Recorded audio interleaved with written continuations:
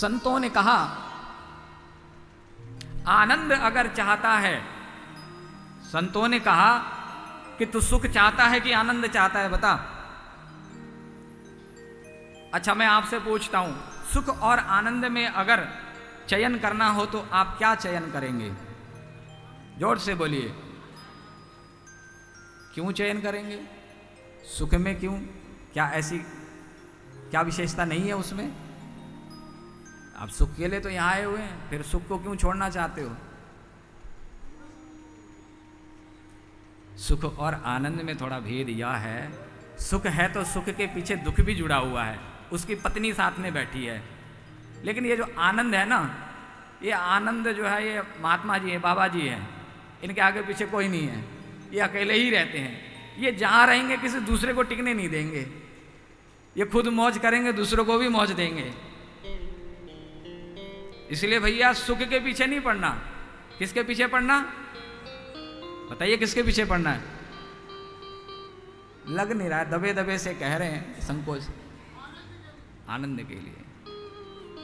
अब आप ये बात गांठ बांध लो, जहां आप कहोगे कि हे भगवान हमें सुख दे दो, तो भगवान कहेंगे ले जा, लेकिन साथ में उसकी पत्नी भी आएगी।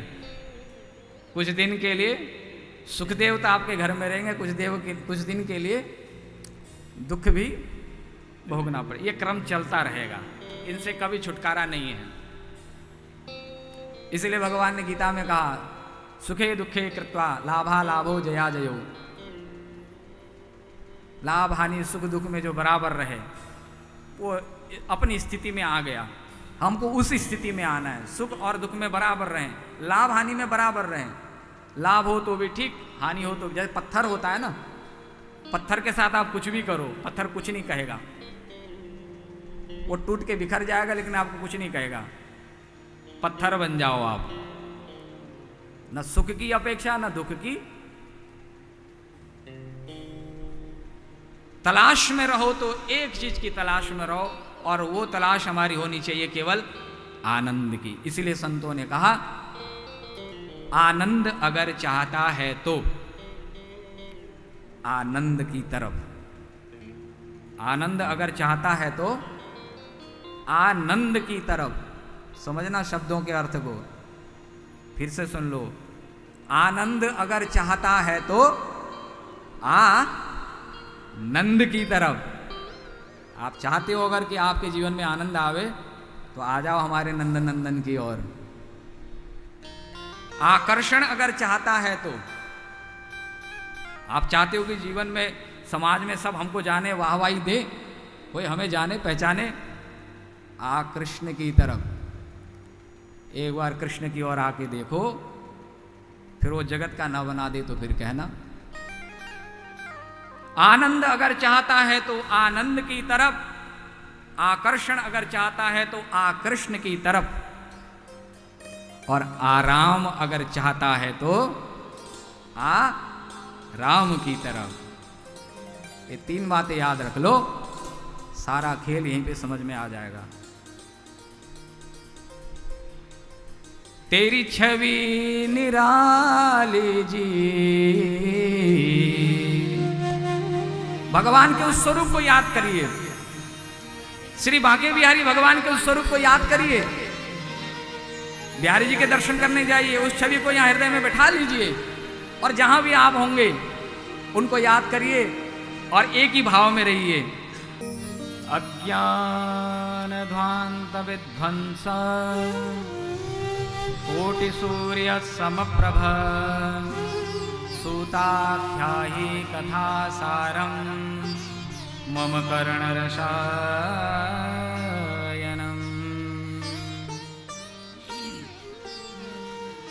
श्री सूत जी महाराज से सौनक जी ने पूछा कि महाराज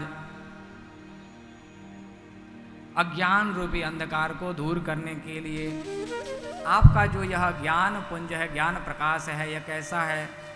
बोले एक सूर्य नहीं, करोड़ों सूर्य एक साथ इकट्ठे हो जाएं तो कितना तेज होगा। बोले कि आपका ज्ञान तो ऐसा तेजवान है, इसलिए प्रभु हमारे मन के अंधकार को दूर करिए, ध्वस्त करिए। भगवान की पावन अमृतमय लीलाओं को सुना करके भक्ति ज्ञान विरागाप्तो विवेको वर्धते महान् माया मोह निरासश्च वैष्णवैः क्रियते कथम।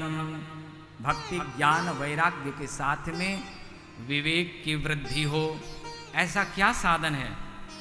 वैष्णव लोग ऐसा क्या करते हैं महाराज कि जिससे उनकी भक्ति भी बढ़ती है, ज्ञान भी बढ़ता है, वैराग्य भी बढ़ता है।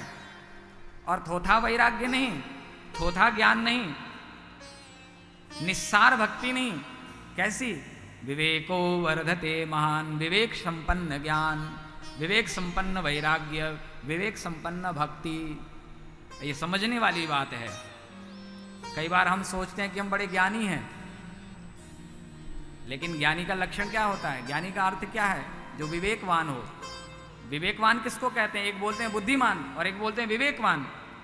बुद्धि सबके पास है, पशु के पास भी है, पक्षी के पास भी है, समझ है, अवेयरनेस है, सतर्कता है, जागरूकता है। लेकिन विवेक, विवेक किसको कहा जाता है? सत और असत की तुलना करने की क्षमता रखने वाली बुद्धि को। सत क्या है, असत क्या है, धर्म क्या है, अधर्म क्या है, ये जो जानती है इसका नाम है विवेक। जो समझती है उसका नाम क्या है? विवेक है। ये विवेक से संपन्न हो। कई बार बहुत पढ़े लिखे विद्वान पंडित लोग होते हैं, ज्ञानी होते हैं, खूब शास्त्रों को रटे होते हैं, लेकिन व्यवहार में 0/0, वो ज्ञान किसी काम का नहीं रहा गया। ज्ञान अभिमान के लिए नहीं है, ज्ञान दूसरों को दिखाने के लिए नहीं है, ज्ञान प्रदर्शन के लिए नहीं है। ज्ञान किसके लिए? ज्ञान तो कल्याण के लिए है। अपना भी कल्याण हो और दूसरे का भी कल्याण हो। वैराग्य, वैराग्य भी विवेक संपन्न होना चाहिए। वैराग्य भी 2 प्रकार का वैराग्य होता है। एक तो स्वाभाविक वैराग्य होता है और एक परिस्थिति जन्य वैराग्य होता है। वास्तविक जो वैराग्य होता है वो कैसा होता है? बोले कि पेड़ पे फल लगा था, धीरे धीरे पकना शुरू हुआ, पक गया, उसको तोड़ना नहीं पड़ा। फिर बोले कि डाली से छूट गया, डाली से छूट गया, उसका नाम क्या है? उसका नाम है वैराग्य। वैराग्य का अर्थ है कि छूट जाना, छोड़ना ना पड़े। जो छोड़ना पड़े वो त्याग कहा जाता है। आपने जिस वस्तु को छोड़ा है वो मौका पड़ने पर फिर आप उठा भी लोगे उसको, है कि नहीं? हमने आज से बैगन खाना छोड़ दिया, हमने आज से टिंडे की सब्जी छोड़ दी। कई लोग तीर्थों में जाके करते हैं ऐसा, हमने सुना है। किसी तीर्थ में जाओ तो कोई चीज छोड़नी चाहिए। जो चीज अपने को पसंद नहीं है वो छोड़ के आते हैं, और संगत में उठना बैठना करने पर फिर वो चीज में रस लग जाए तो अजी क्या रखा है, सब भगवान की दी हुई चीज है, अब इसमें क्या छोड़ना, फिर वो सेवन कर लेते हैं।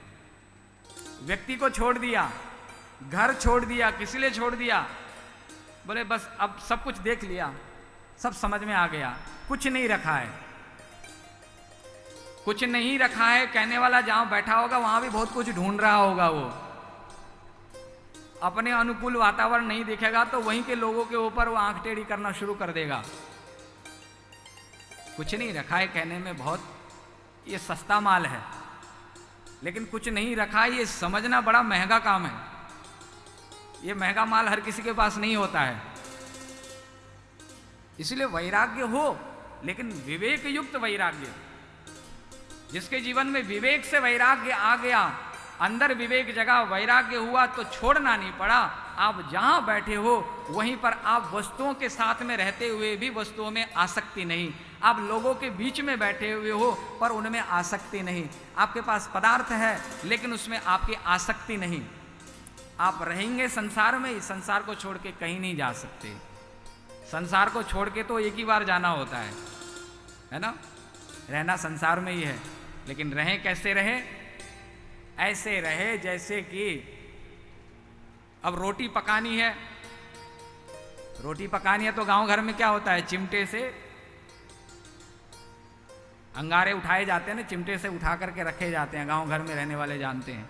चिमटे से उठा के जब तक चाहिए तब तक सेक लिया, फिर उसके बाद में चिमटे से उसको हटा दिया।